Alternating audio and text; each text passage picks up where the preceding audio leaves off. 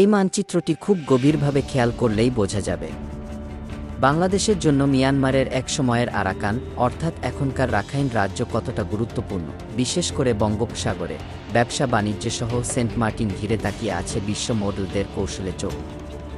আর এই রাখাইনের দখল নিয়ে লড়াইয়ে এখন সুবিধাজনক অবস্থানে বিদ্রোহী আরাকান আর্মি। সাম্প্রতিক কর্মকাণ্ডে এদের নিয়ে তৈরি হয়েছে নানা প্রশ্ন।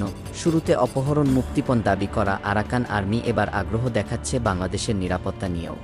আর এমন পরিস্থিতিতে আরাকানা আর্মির প্রভাব, বাংলাদেশের সাথে গোষ্ঠীটির স্বার্থ আর ভবিষ্যৎ ঘিরে আলোচনা তৈরি হয়েছে।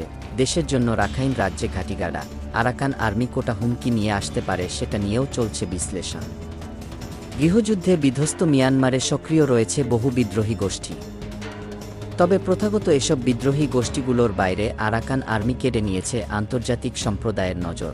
আরাকান আর্মি মিয়ানমারের সবচেয়ে দুর্ধর্ষ বাহিনী হিসেবে পরিচিত, নিরাপত্তা বিশ্লেষকরা জানিয়েছেন।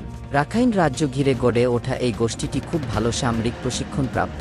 তাদের কাছে রয়েছে আধুনিক অস্ত্রের বিশাল এক ভাণ্ডার, যার মধ্যে অ্যাসল্ট ও sniper rifle, howitzer artillery system, tank destroyer, armour vehicle ও ছোট আকারের অ্যান্টি এয়ারক্রাফটি সিস্টেম, ড্রোনের মতো অস্ত্র রয়েছে।